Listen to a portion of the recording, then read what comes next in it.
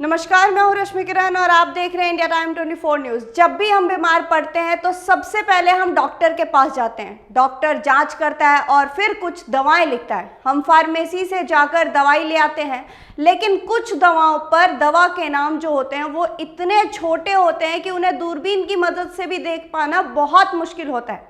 ये एक ऐसा विषय है जिसे ना तो आज तक किसी मेडिकल संस्था ने उठाया, ना किसी एनजीओ ने। ये एक ऐसा मुद्दा है जो जिंदगी के लिए बहुत बड़ा खतरा हो सकता है, क्योंकि किसी भी अस्पताल की आईसीयू या ओपीडी में जो दवाएं उपलब्ध होती है वो बड़े पैकेट्स में नहीं होती, और उन दवाओं पर जो रैपर चिपका होता है उसके ऊपर लिखी जानकारी इतने छोटे अक्षर में लिखी होती है कि कोई उन्हें पढ़ नहीं सकता।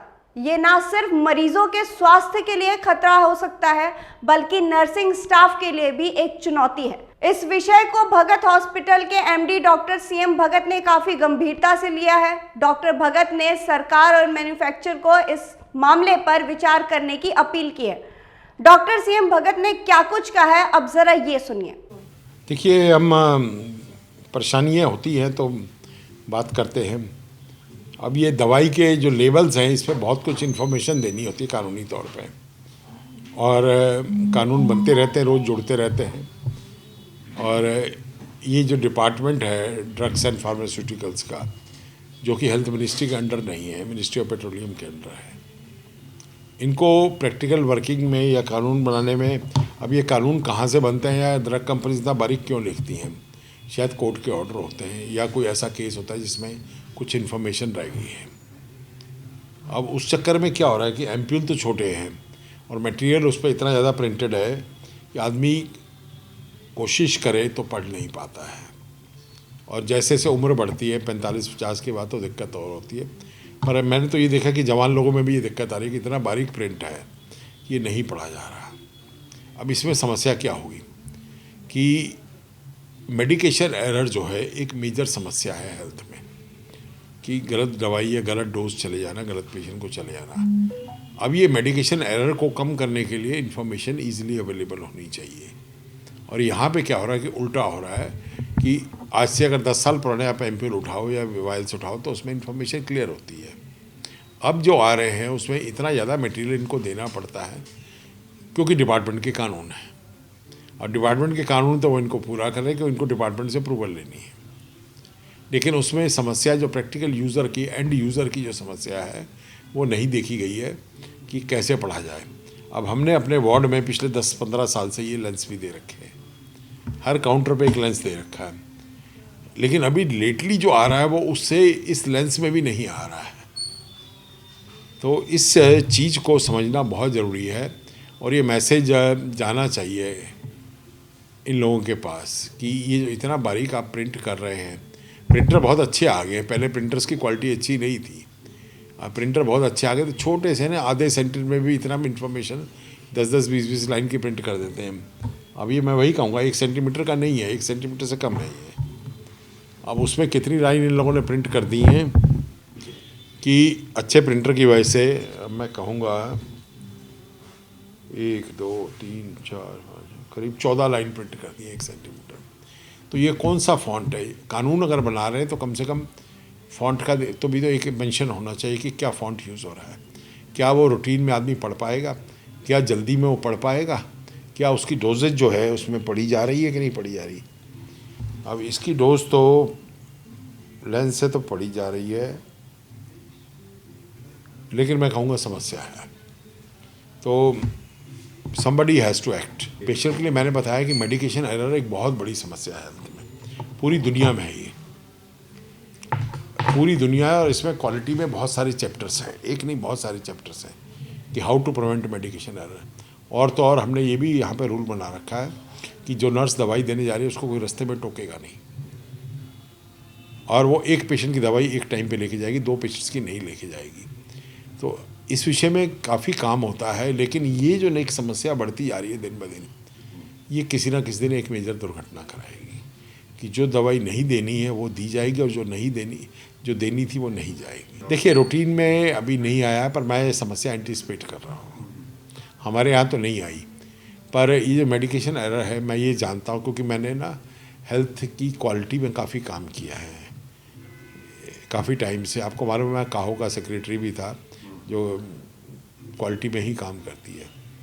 तो अब ये इमरजेंसी में रिएक्शंस डिफरेंट होते हैं, दुर्घटना होने का अंदेशा पूरा है। इनमें से बहुत सारी दुर्घटनाएं जो होती हैं जानलेवा नहीं होती, इसलिए वो सामने नहीं आती। सामने तभी आएंगी जब वो जानलेवा होंगे। तो इससे इसका सब्स्टिट्यूशन ये है कि डिपार्टमेंट शुड एक्ट, कि जो प्रिंट करना ज़रूरी है वही करें, और जो नहीं ज़रूरी वो उसको मत इंसिस्ट करें कि उसको प्रिंट करना है। Somebody has to oversee. और मेरे हिसाब से मूल रूप से समस्या शुरू होती है कि दवाइयाँ हैं ये हेल्थ मिनिस्ट्री के अंडर नहीं है, ये एक अलग मिनिस्ट्री है, पेट्रोलियम है।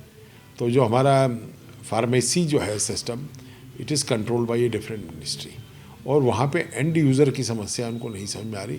वो तो एक कानून देखते हैं और एक सर्कुलर इशू कर देते हैं, या एक कोई जजमेंट आती है उसकी इशू कर देते हैं। जबकि ऐसी चीज़ें डिज़ाइन होनी चाहिए एंड यूज़र के हिसाब से, कि जिसने यूज़ करना है उसके हिसाब से हो, जिसने कपड़े डालने उसके हिसाब से कपड़े होने चाहिए, जिसने पढ़ाई करनी है उसके हिसाब से वो होना चाहिए। ये नहीं कि हम ज़बरदस्ती उसको कुछ कुछ दे रहे हैं। तो ये एक बहुत गहन समस्या है, इसको तो सोल्यूशन होना चाहिए मेरे हिसाब। इनके पैकेट में भी कम नहीं है, अब ये पैकिंग ही है, एक बॉक्स पैकिंग है इसमें। अब बॉक्स से निकाल के मैंने 6 काउंटर पर डिस्ट्रीब्यूट कर दिया। आप पढ़ लीजिए, इसमें क्या पढ़ सकते हैं, इधर पढ़ लीजिए। देखो अब प्रवीण तुम्हारी उम्र कम नहीं है, मैं ज़्यादा नहीं है, मैं ये कहूँगा इतनी ज़्यादा नहीं कि तुम्हें प्रेस बायोपिया हो जाए। प्रेस बायोपिया हो जाता है जब नज़दीक का देखने में दिक्कत होती है, पर उसके बावजूद भी तुम नहीं पढ़ पा रहे हो।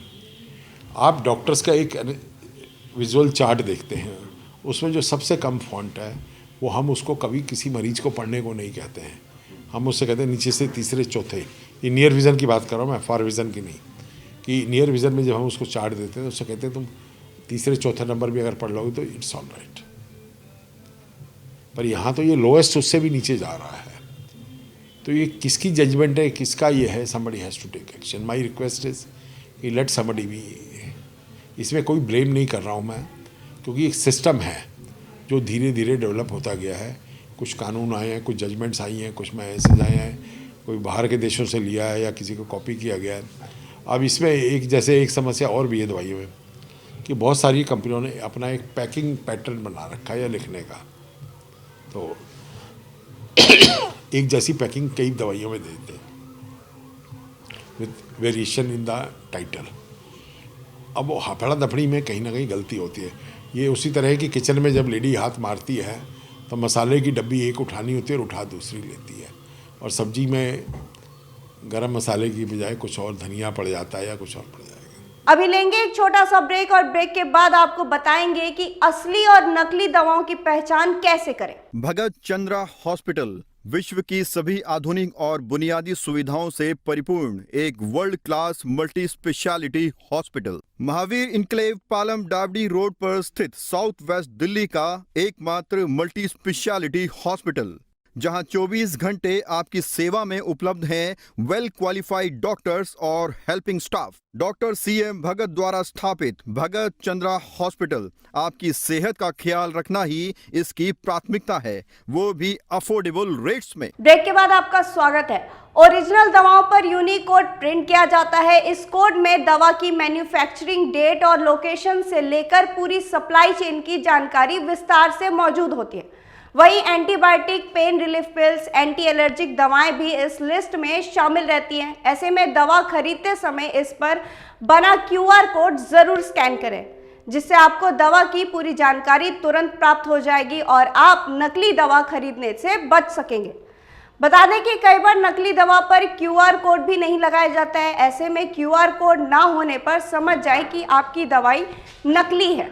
कई बार लोगों की कंफ्यूजन रहती है कि नकली दवा बनाने वाले लोग दवा का QR कोड भी कॉपी कर सकते हैं। हालांकि दवा पर बना यूनिक कोड एडवांस वर्जन होने के साथ साथ सेंट्रल डेटाबेस एजेंसी द्वारा जारी किया जाता है।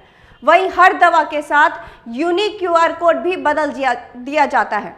ऐसे में दवा पर बना बारकोड सिंगल यूज के लिए ही होता है, जिसे कॉपी करना किसी भी मिलावटखोर के लिए संभव नहीं हो पाता है। खासकर 100 रुपए की ऊपर वाली दवाओं पर बारकोड लगाना जरूरी होता है। ऐसे में दवा पर बारकोड ना होने की स्थिति में इसे खरीदने से बचना बेहतर ही होता है। इस खबर में फिलहाल इतना ही। देश और दुनिया की तमाम खबरों के लिए आप बने रहिए हमारे साथ और देखते रहिए इंडिया टाइम 24 न्यूज। खबरों से खबरदार रहने के लिए चैनल को सब्सक्राइब करें और प्रेस करें बेल आइकन।